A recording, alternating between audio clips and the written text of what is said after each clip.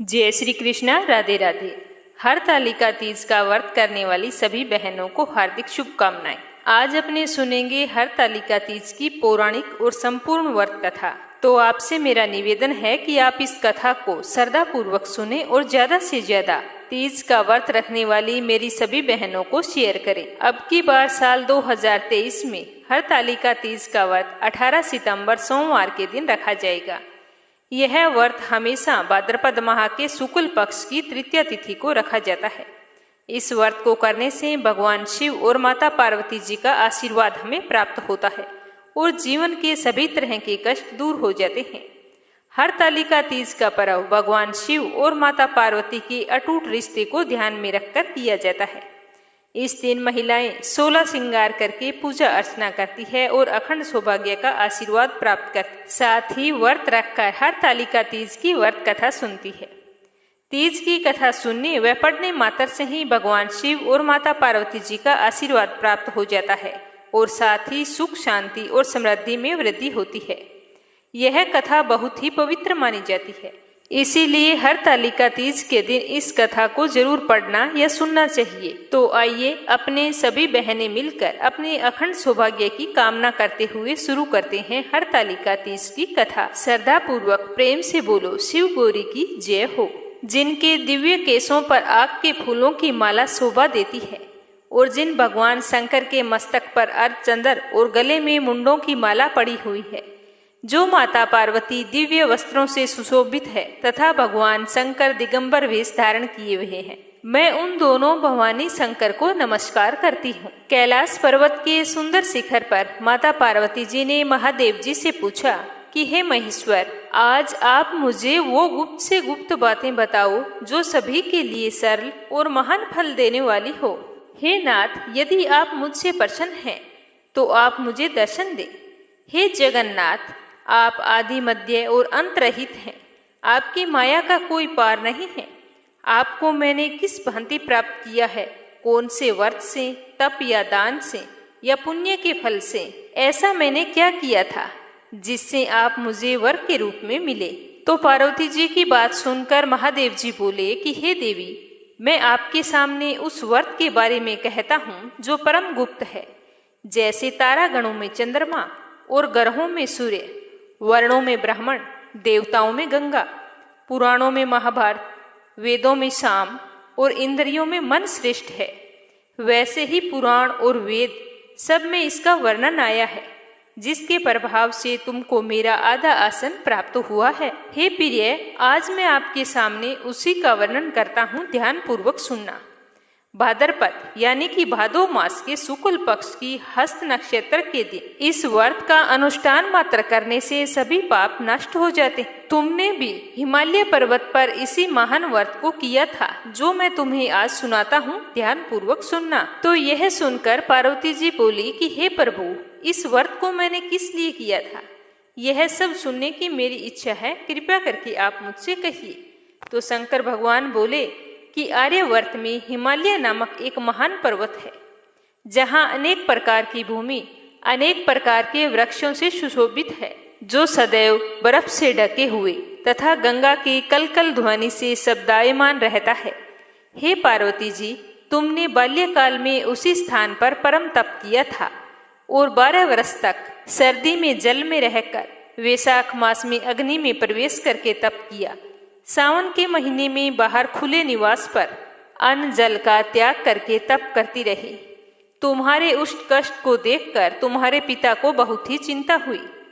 चिंता में वो सोचने लगे कि मैं इस कन्या का विवाह किससे करूं। संयोग से एक दिन नारद जी वहां आ गए और देव ऋषि नारद ने तुम्हें वहां पर देखा। नारद जी को देखकर हिमालय राज बहुत ही प्रसन्न हुए और उन्होंने देव ऋषि नारद को आसन देकर सम्मान सहित बिठाया और कहा कि हे मुनीश्वर, आपने यहाँ आने का कष्ट कैसे किया, कहो क्या आज्ञा है। तो नारद जी बोले कि हे गिरिराज, मैं विष्णु भगवान का भेजा हुआ यहाँ पर आया हूँ, तुम मेरी बात ध्यान पूर्वक सुनना। आपकी कन्या विवाह योग्य हो गई है, इसीलिए आप इसके लिए उत्तम वर की तलाश करें। मैं आपको एक सलाह देना चाहता हूँ कि ब्रह्मा, इंद्र, शिव आदि देवताओं में विष्णु भगवान के समान कोई भी उत्तम नहीं है। इसीलिए मेरा तो यही कहना है कि आप अपनी कन्या का दान भगवान विष्णु को कर दें। तो नारद मुनि की बात सुनकर हिमालय बोले कि यदि भगवान वासुदेव स्वयं ही मेरी कन्या को वरण करना चाहते हैं और इस कार्य के लिए आपको यहाँ पर भेजा है, तो यह मेरे लिए गौरव की बात है। मैं अवश्य अपनी कन्या का विवाह उन्हीं के साथ करूँगा।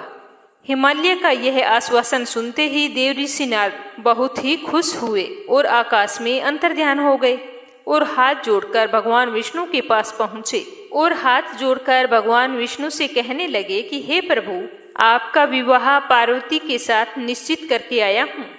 इधर हिमालय ने पार्वती जी से प्रसन्नता पूर्वक कहा कि हे पुत्री, मैंने तुमको गरुड़ ध्वज भगवान विष्णु को अर्पण कर दिया है, अतः मैं तुम्हारी शादी विष्णु भगवान के साथ ही करूंगा। नारद मुनि तुम्हारा रिश्ता लेकर ही यहाँ पर आए थे।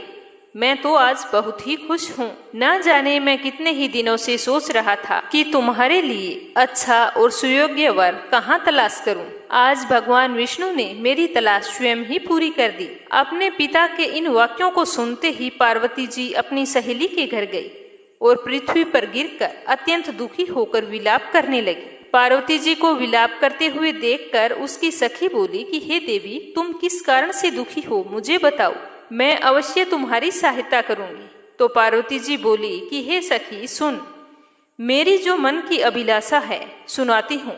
मैं महादेव जी को वरण करना चाहती हूँ और मुझे मेरी मनोकामना पूर्ण होती नजर नहीं आ रही है। इसीलिए मैंने तो ये सोचा है कि मैं अपने शरीर का त्याग कर दूंगी। तो पार्वती जी के इन वचनों को सुनकर उसकी सखी ने कहा कि हे देवी, शरीर का त्याग करना कहाँ का न्याय है। आज मैं तुम्हें एक ऐसे वन में लेकर जाऊंगी जिस वन को तुम्हारे पिताजी ने कभी नहीं देखा है, और वहां जाकर तुम शंकर जी के लिए पूजा करना। तो पार्वती जी अपनी सखी का यह वचन सुनकर उसके साथ वन में चली गई। और इधर पार्वती जी के पिता हिमालय पार्वती जी को घर पर ना पाकर बहुत ही दुखी हुए। सोचने लगे कि मेरी पुत्री को कोई देव, दानव अथवा किन्नर कोई हरण करके तो नहीं ले गया है। मैंने तो नारद जी को वचन दे दिया कि मैं मेरी बेटी का विवाह भगवान विष्णु के साथ करूंगा। अब मेरा वचन कैसे पूरा होगा। ये सोच सोच कर वे बहुत ही चिंतित हो गए और मूर्छित हो गए। तो हिमालय को इस तरह विलाप करके मूर्छित हुआ देखकर सारे लोग वहां पर दौड़े दौड़े आए और गिरिराज से पूछने लगे कि आप हमें अपनी मूर्छा का कारण बताओ। तो हिमालय बोले कि मेरे दुख का कारण यह है कि मेरी रतन रूपी कन्या को कोई हरण करके ले गया है, या किसी सर्प ने काट लिया है, या किसी शेर ने मार डाला है। ना जाने वो कहाँ पर चली गई है। मैं तो सोच रहा हूँ कि कहीं कोई राक्षस ने उसे मार ना दिया हो। इस तरह कहकर गिरिराज दुखी होकर रोने लगे और ऐसे कांपने लगे जैसे तेज वायु के चलने पर कोई वृक्ष कांपता है। तो इस तरह भगवान शंकर पार्वती जी को बताते हुए आगे कहने लगे कि हे पार्वती, तुम्हें गिरिराज साथियों सहित घने जंगल में ढूंढने के लिए निकल पड़े। और जिस दिन तुम अपनी सखी के साथ घने जंगल में गई थी, तो भयानक जंगल में घूमती हुई वन में एक नदी के तट पर एक गुफा के पास पहुंच गई। तुम उस गुफा में अपनी सखी के साथ प्रवेश कर गई, जहां तुम अन्न जल का त्याग करके बालू का शिवलिंग बनाकर मेरी आराधना करती रही। उसी समय भाद्रपद मास की हस्त नक्षत्र युक्त तृतीया के दिन तूने मेरा विधि विधान से पूजन किया था और पूरी रात गीत गायन करते हुए जागरण भी किया था। तुम्हारे उस महाव्रत के प्रभाव से मेरा आसन डोलने लगा, तो मैं उसी स्थान पर आ गया जहां पर तुम और तुम्हारी सखी दोनों थी। मैंने आकर तुमसे कहा था कि हे वरानने, मैं तुम्हारी पूजा से अत्यंत प्रसन्न हूँ, तुम मुझसे वरदान मांगो, क्या मांगती हो। तब तुमने कहा था कि हे देव, यदि आप मुझसे इतने ही प्रसन्न हैं तो आप मुझे वरदान दें कि आप महादेव जी ही मेरे पति हों। मैं तुम्हारे अलावा किसी और का वरण करना नहीं चाहती। तो मैं तुम्हें तथास्तु कहकर कैलाश पर्वत को चला गया और तुमने सुबह होते ही मेरी उस बालू की प्रतिमा को नदी में विसर्जित कर दिया और उसके बाद तूने अपने सखी सहित व्रत का पारण किया। इतने में तुम्हारे पिता हेमवान भी तुम्हें ढूंढते ढूंढते उसी घने जंगल में आ पहुंचे। उस समय उन्होंने तुम्हें नदी के तट पर देखा तो दौड़ते हुए तुम्हारे पास आ गए और तुम्हें हृदय से लगाकर रोने लगे और कहने लगे कि बेटी, तुम इस सिंह व्याघ्र आदि घने जंगल में क्यों चली आई। ऐसी क्या बात हुई? तो तुमने कहा कि हे पिताजी, मैं पहले ही अपना शरीर शंकर जी को समर्पित कर चुकी हूँ, लेकिन आपने नारद जी के कहने पर कुछ और ही सोच लिया, इसीलिए मैं महल से चली आई। तुम्हारे मुंह से ऐसे वचन सुनकर तुम्हारे पिताजी ने तुमसे कहा कि मैं तुम्हारी इच्छा के विरुद्ध कोई भी कार्य नहीं करूँगा, तुम मेरे साथ घर पर चलो। ऐसा कहकर वो तुम्हें घर ले आए और तुम्हारा विवाह मेरे साथ कर दिया। हे प्रिय, उसी व्रत के प्रभाव से तुमको मेरा अर्धासन प्राप्त हुआ है। इस व्रत को आज तक मैंने किसी के सम्मुख वर्णन नहीं किया। तुम्हारे बार बार आग्रह करने पर मैंने सिर्फ तुम्हें बताया है। तो पार्वती जी बोली कि अब कृपया करके मुझे यह भी बता दीजिए कि इस व्रत का नाम हरतालिका क्यों पड़ा। तो पार्वती जी की बात सुनकर महादेव जी कहने लगे कि तुम्हारी सखी तुम्हें हरण करके लेके गई थी, इसीलिए इस व्रत का नाम हरतालिका पड़ा। तो पार्वती जी कहने लगी कि हे स्वामी, आपने इस व्रत राज का नाम तो बता दिया, लेकिन मुझे इसकी विधि और फल भी बताइए कि इसके करने से किस फल की प्राप्ति होती है।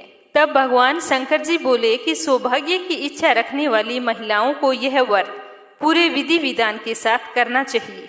व्रत में केले के खंभों से मंडप बनाकर उसे वंदनवारों से सुशोभित करें। उसमें विविध रंगों के उत्तम रेशमी वस्त्र की चांदनी ऊपर तान दें। चंदन आदि सुगंधित द्रव्यों का लेपन करके महिलाएं एकत्रित हों।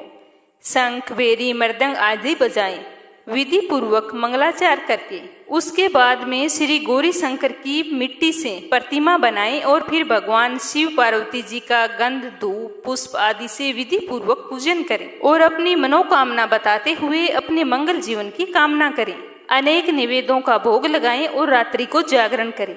नारियल, सुपारी, जवारी, नींबू, लौंग, अनार, नारंगी आदि ऋतु फलों तथा फूलों को इकट्ठा करके धूप दीप आदि से पूजन करें और पूजन करते समय कहें कि हे कल्याण स्वरूप शिव, हे मंगल रूप शिव, हे मंगल रूप महेश्वरी, हे शिवे, सब मंगल कामनाओं को देने वाली देवी कल्याण रूप तुम्हें नमस्कार है। कल्याण स्वरूप माता पार्वती, हम तुम्हें नमस्कार करते हैं। भगवान शंकर जी को सदैव नमस्कार करते हैं। हे ब्रह्मा रूपिणी जगत का पालन करने वाली माँ, आपको नमस्कार है। हे सिंह वाहिनी, मैं सांसारिक भय से व्याकुल हूँ, तुम मेरी रक्षा करो। हे महेश्वरी, मैंने इसी अभिलाषा से आपका पूजन किया है। हे पार्वती माता, आप मेरे ऊपर प्रसन्न होकर मुझे सुख और सौभाग्य प्रदान कीजिए। इस प्रकार के शब्दों द्वारा उमा सहित शंकर जी का भी पूजन करें। विधि पूर्वक कथा सुनकर गौ, वस्त्र, आभूषण आदि ब्राह्मणों को दान करें। इस प्रकार व्रत करने वाले के सभी पाप नष्ट हो जाते हैं और मनोकामना पूर्ण होती है। जो भी सुहागिन महिलाएं हरतालिका तीज का व्रत रखकर इस कथा को श्रद्धा भाव से सुनेगी, उसे अखंड सौभाग्य का आशीर्वाद प्राप्त होगा। तो आइए अब अपने सुनते हैं दूसरी कथा। भगवान शिव और माता पार्वती जी नारद जी को लेकर पृथ्वी लोक पर आए। तृतीया के दिन एक गांव में पहुंच गए।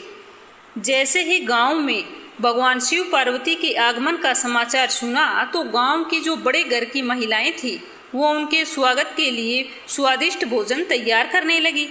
भोजन बनाते बनाते उन्हें काफी समय लग गया, लेकिन जो कुछ साधारण कुल की स्त्रियां थीं उन्होंने जल्दी जल्दी थालियों में हल्दी और अक्षत लेकर शिव गौरी की पूजा के लिए पहुंच गई और वहां जाकर शिव गौरी की पूजा की। तो पार्वती जी ने उनके पूजा भाव को स्वीकार करके सारा सुहाग रस उन पर छिड़क दिया। वे अटल सुहाग प्राप्ति का वरदान पाकर लौटी। उसके बाद में जो बड़े घर की महिलाएं थीं वे अनेक प्रकार के भोजन लेकर सोने चांदी के बर्तनों में सजाकर गौरी और शंकर जी की पूजा करने के लिए पहुंची। तो उन्हें देखकर भगवान शंकर ने पार्वती जी से कहा कि तुमने सारा सुहाग रस तो साधारण कुल की महिलाओं को दे दिया है, अब इन्हें क्या दोगी? तो पार्वती जी ने उत्तर दिया कि हे प्राणनाथ, आप इनकी चिंता मत कीजिए। उन महिलाओं को मैंने केवल ऊपरी पदार्थों से बना रस दिया है, परंतु मैं इन महिलाओं को अपनी अंगुली चीरकर अपने रक्त का सुहाग रस दूंगी। यह सुहाग रस जिसके भाग्य में पड़ेगा वह तन मन से मुझ जैसी सौभाग्यशाली हो जाएंगी। जब स्त्रियों ने पूजन समाप्त कर दिया तब पार्वती जी ने अपनी अंगुली चीरकर उन पर छिड़क दी जिस पर जैसा छिंटा पड़ा उसने वैसा ही सुहाग पाया। उसके बाद में माता पार्वती जी भगवान शिव की आज्ञा लेकर नदी तट पर स्नान करने चली गई और वहां जाकर बालू की शिव मूर्ति बनाकर पूजन करने लगी। पूजन के बाद में बालू के पकवान बनाकर शिव जी को भोग लगाया। प्रदक्षिणा करके नदी तट की मिट्टी को माथे पर तिलक लगाकर 2 कण बालू का भोग लगाया। इतना सब करते करते पार्वती जी को तो काफी समय लग गया। काफी देर बाद जब वो लौटकर आई तो महादेव जी ने उनसे देरी से आने का कारण पूछा तो पार्वती जी ने झूठ बोल दिया। कहा कि वहाँ पर मेरे भाई भावज आए हुए थे, मेरे मायके वाले वहाँ पर मिल गए थे, तो उन्हीं से बातें करने में मुझे देर हो गई। परंतु महादेव तो महादेव थे, वे कुछ और ही लीला रचना चाहते थे। तो उन्होंने पार्वती जी से पूछा कि पार्वती, तुमने नदी के तट पर पूजन करके किस चीज का भोग लगाया और स्वयं कौन सा प्रसाद खाया? तो पार्वती जी ने तो फिर झूठ बोल दिया। बोली कि मेरी भावज ने मुझे दूध भात खिलाया था, उसे खाकर मैं सीधी तुम्हारे पास चली आ रही हूँ। यह सुनकर शिव जी भी दूध भात खाने के लालच में नदी तट की ओर चल दिए और पार्वती जी से कहा कि मैं तो दूध भात खाकर आता हूँ। तो यह सुनकर पार्वती जी तो विपदा में पड़ गई। तब उन्होंने मौन भाव से भगवान भोलेनाथ का ही ध्यान किया और प्रार्थना की कि हे भगवान, यदि मैं आपकी अनन्य दासी हूँ तो आप इस समय मेरी लाज रखिए। यह प्रार्थना करती हुई पार्वती जी भी भगवान शिव के पीछे पीछे चल पड़ी। तो उन्हें चलते चलते कुछ ही दूरी पर नदी के तट पर माया का महल दिखाई दिया। उस महल के जैसे ही वो अंदर पहुंचते हैं तो वहां पर शिव जी के साले सलहज सारे परिवार वाले उपस्थित थे। उन्होंने गौरी का और शंकर जी का खूब स्वागत किया। वे 2 दिनों तक वहां पर रहे। तीसरे दिन पार्वती जी ने शिव से वहां से चलने के लिए कहा, पर शिव जी तो तैयार नहीं हुए। वो तो बोले कि अभी कई दिन और रुकेंगे। तब माता पार्वती जी रूठकर अकेली ही चल दी। इस तरह माता पार्वती को अकेला जाता हुआ देखकर भगवान शिव जी भी पार्वती के साथ चल पड़े और नारद जी भी साथ साथ चल दिए। चलते चलते वे बहुत दूर निकल आए। उस समय भगवान सूर्य अपने धाम को पधार रहे थे। अचानक भगवान शंकर पार्वती जी से बोले कि मैं तुम्हारे मायके में अपनी माला भूल आया हूँ। तो यह सुनकर पार्वती जी बोली कि ठीक है, मैं अभी ले आती हूँ। पार्वती जी ने बोला और वो जाने के लिए जैसे ही तैयार हुई तो भगवान ने उन्हें जाने की आज्ञा नहीं दी। कहा कि इस कार्य के लिए ब्रह्मपुत्र नारद जी जाएगा। यह कहकर नारद जी को माला लेने के लिए महल में भेज दिया। लेकिन क्या, जैसे ही नारद जी वहां पर पहुंचे तो वहां पर तो कोई महल नहीं था। दूर दूर तक जंगल ही जंगल था, जहां पर हिंसक पशु विचर रहे थे। नारद जी वहां पर भटकने लगे और सोचने लगे कि कहीं कोई गलत स्थान पर तो नहीं आ गया हूँ। अचानक वहां पर बड़ी जोरों की बिजली चमकी और नारद जी को शिव जी की माला एक पेड़ पर टंगी हुई दिखाई दी। तो नारद जी ने वो माला उतार ली और शिव जी के पास पहुंचकर वहां का सारा हाल कह सुनाया। तो शिव जी ने हंसकर कहा कि नारद, यह सब पार्वती की लीला है। इस पर पार्वती बोली कि मैं किस योग्य हूँ। तब नारद जी ने सिर झुकाकर कहा कि माता, आप पतिव्रताओं में सर्वश्रेष्ठ हैं। आप सौभाग्यवती समाज में आदि शक्ति हैं। यह सब आपके पतिव्रत का ही प्रभाव है। संसार की स्त्रियां आपके नाम स्मरण मात्र से ही अटल सौभाग्य प्राप्त कर सकती है और समस्त सिद्धियों को बना तथा मिटा सकती है। तब आपके लिए यह कर्म कौन सी बड़ी बात है। नारद जी इस तरह से आगे बोले कि महामाये, गोपनीय पूजा अधिक शक्तिशाली तथा सार्थक होती है। आपकी भावना तथा चमत्कार पूर्ण शक्ति को देखकर मुझे बहुत ही प्रसन्नता हुई। मैं आशीर्वाद रूप में कहता हूँ कि जो भी महिला इस तरह से गुप्त रूप से पति का पूजन करके मंगल कामना करेगी, उन्हें महादेव जी की कृपा से दीर्घायु वाले पति का साथ मिलेगा। इस तरह का आशीर्वाद पाकर पार्वती जी बहुत ही खुश हुई और फिर शिव, गौरी, नारद जी कैलाश पर्वत पर चले गए। गणेश जी की कहानी। एक बार गणेश जी एक छोटे से बालक के रूप में चिमटी में चावल और चम्मच में दूध लेकर निकले और वो हर किसी से कह रहे थे कि कोई मुझे खीर बना दो, कोई मुझे खीर बना दो। तो सारे हंस रहे थे कि बोले भला इतने से दूध से और चावल से कभी खीर बनती है। तभी एक बुढ़िया माई बैठी थी तो उसने कहा, ला बेटा, मैं बना देती हूँ। तो ऐसा कहकर वह बुढ़िया माई चूल्हे पर एक छोटा सा बर्तन चढ़ाने लगी। तब गणेश जी ने कहा कि दादी माँ, छोटी भगोनी मत चढ़ाओ, तुम्हारे घर में जो सबसे बड़ा बर्तन है वही चढ़ा दो। तो बुढ़िया ने सबसे बड़ा बर्तन था वो चढ़ा दिया। अब जैसे ही खीर और चावल उसमें डाले तो देखती ही रह गई। जो थोड़े से चावल थे, जैसे ही कि उसमें उफान आया तो वह बर्तन पूरी तरह से भर गया और खीर में बहुत ही अच्छी खुशबू आने लगी। तो गणेश जी ने कहा कि दादी माँ, मैं नहा कर आता हूँ, फिर आकर खीर खाऊंगा। तो खीर तो तैयार हो गई थी। खीर को देखकर बुढ़िया के पोते पोती खीर खाने के लिए रोने लगे। तो बुढ़िया माई ने कहा, गणेश जी तेरे भोग लगाना। यह कहकर चूल्हे में थोड़ी सी खीर डाली और कटोरी भरकर बच्चों को दे दी। तो बुढ़िया की पड़ोसन छत पर से देख रही थी। तो बुढ़िया ने सोचा कि यह तो गणेश जी को चुगली कर देगी। तो उसने एक कटोरा खीर का भरा और उसको भी पकड़ा दिया। जब यह सब कुछ बुढ़िया की बहू ने देखा तो सोचा कि इस तरह से तो यह खीर खत्म हो जाएगी और मुझे तो खाने के लिए मिलेगी नहीं। तो उसने भी जल्दी से एक बड़ा सारा कटोरा खीर का भरा और खा लिया और कटोरे को चक्की के नीचे छुपा दिया। गणेश जी तो अभी आए नहीं थे, तो बुढ़िया को भी भूख लगी थी। तो उसने भी एक कटोरा खीर का भरा और किवाड़ के पीछे बैठकर एक बार फिर से कहने लगी कि गणेश जी आपको भोग लगे, कहकर खाना शुरू कर दिया। तभी गणेश जी आ गए। तो बुढ़िया ने गणेश जी को देखते ही कहा कि आजा रे गणेशिया, खीर खा ले, मैं तो तेरी ही राह देख रही थी। तो गणेश जी ने कहा कि दादी माँ, मैंने तो खीर पहले ही खा ली। तो बुढ़िया ने कहा, कब खाई? तो गणेश जी ने कहा, जब तेरे पोता पोती ने खीर खाई तब मैंने खाई, जब तेरी पड़ोसन ने खीर खाई तब भी मैंने खाई, और जब तेरी बहू ने खीर खाई तब भी खाई, और अब जब तू खीर खा रही है तो मेरा पेट तो पूरी तरह से भर गया है। बुढ़िया माई, तूने तो मेरा नाम लेकर भोग तो लगाया, तेरी बहू ने तो वो भी नहीं लगाया। तो बुढ़िया ने कहा, बेटा तेरी सारी बात सच्ची है, पर मेरी बहू का नाम मत ले, वो तो सुबह से काम में लगी हुई है, उसने खीर कब खाई? तो गणेश जी ने कहा कि चक्की के नीचे देख, जूठा कटोरा पड़ा है और मुझे बिना भोग लगाए ही खीर खा गई। तो बुढ़िया ने कहा, बेटा बस कर, घर की बात है, घर में ही रहने दे, अब मुझे बता कि बची हुई खीर का क्या करूं? तो गणेश जी ने कहा कि पूरे नगर को न्योता दे दो और भोजन करवा दो। तो बुढ़िया ने पूरी नगरी को भोजन करवा दिया, फिर भी वो बर्तन पूरा ही भरा था। धीरे धीरे यह खबर राजा तक पहुंच गई। तो राजा ने उस बर्तन को महल में मंगवा लिया और बुढ़िया से कहा कि बुढ़िया, तेरे घर ऐसे बर्तन का क्या काम? ऐसा बर्तन तो राजमहल में अच्छा लगता है। तो बुढ़िया ने कहा कि ठीक है राजा जी, आप ले लो। तो राजा ने खीर का बर्तन महल में जैसे ही रखा, रखते ही खीर में कीड़े मकोड़े बिच्छू पैदा हो गए और खीर में बहुत बुरी तरह से दुर्गंध आने लगी।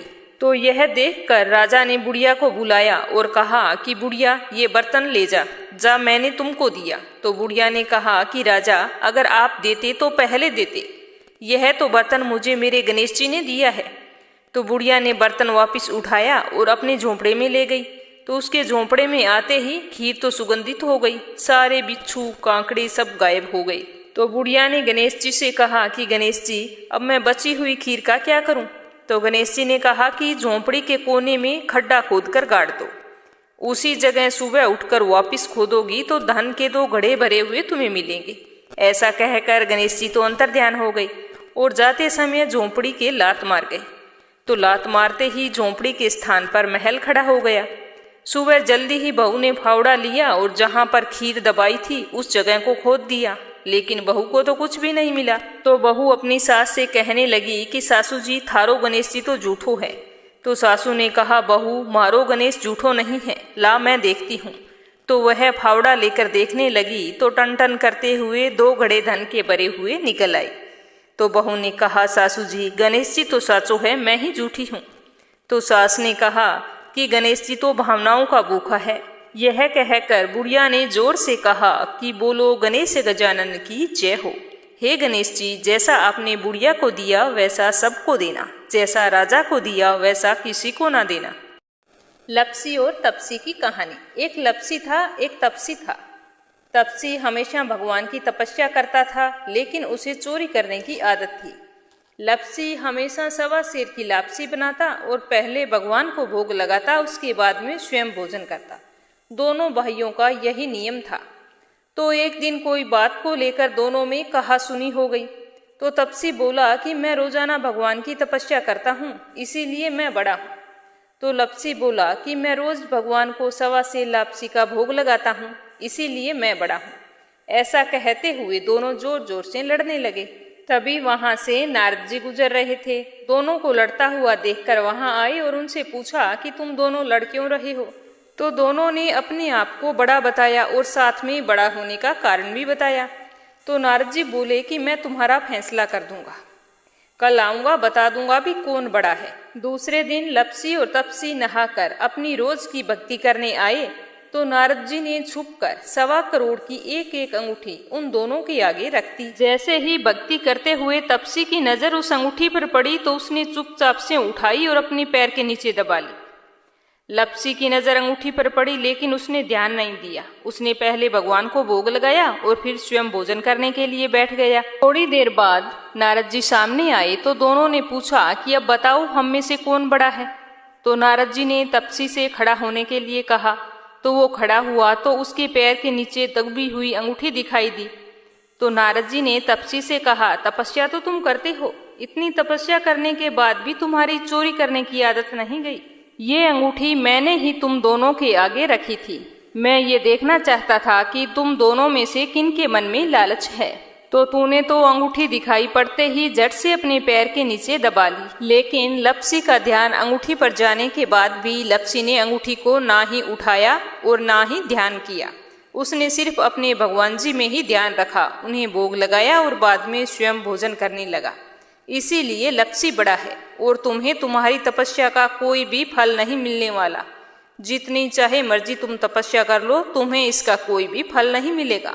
तो तपसी को यह सुनकर बहुत ही दुख हुआ और वह शर्मिंदा होकर नारद जी से माफी मांगने लगा और कहने लगा कि आज तक की मेरी गलती माफ करो और मुझे बताओ कि मुझे मेरी तपस्या का फल कैसे मिलेगा। आज के बाद कभी भी मैं चोरी नहीं करूंगा। तो नारद जी ने कहा कि यदि कोई गाय और कुत्ते की रोटी नहीं बनाएगा तो उसका फल तुझे मिलेगा। यदि कोई आदमी ब्राह्मण को भोजन करवाकर उसे दक्षिणा नहीं देगा तो उसका फल भी तुझे ही मिलेगा। अगर किसी को सूट, तीवल, साड़ी अगर हम देते हैं, उसके ऊपर अगर भेंट स्वरूप कुछ रुपए नहीं देंगे तो उसका फल भी तुझे ही मिलेगा। अगर कोई व्यक्ति दिए से दिया जलाएगा तो उसका फल भी तुझे ही मिलेगा। अगर कोई औरत आंगन लीपकर चौका नहीं लीपेगी तो उसका फल भी तुझे ही मिलेगा। यदि कोई व्रत कथा में सारी कहानी सुन ले लेकिन तुम्हारी कहानी ना सुने तो उसका फल भी तुझे ही मिलेगा। उसी दिन से हर व्रत कथा और कहानी के साथ लप्सी तपसी की कहानी कही और सुनी जाती है। तो ये थी तीज व्रत में सुनी जाने वाली शिव गौरी की संपूर्ण कथा। उम्मीद करती हूँ कि आपको जरूर पसंद आई होगी। तो प्लीज कमेंट बॉक्स में जय हो शिव गौरी की अवश्य लिखना। और अगर आपने मीरा भक्ति चैनल को सब्सक्राइब नहीं किया है तो जरूर करना और कथा को ज्यादा से ज्यादा अपनी बहनों में शेयर करना ताकि हर व्रत रखने वाली बहन इस कथा को सुन सके और भगवान भोलेनाथ और माँ पार्वती जी का आशीर्वाद पा सके। आपकी सारी मनोकामनाएं पूर्ण हो, आपका जीवन मंगलमय हो। जय श्री कृष्णा। राधे राधे।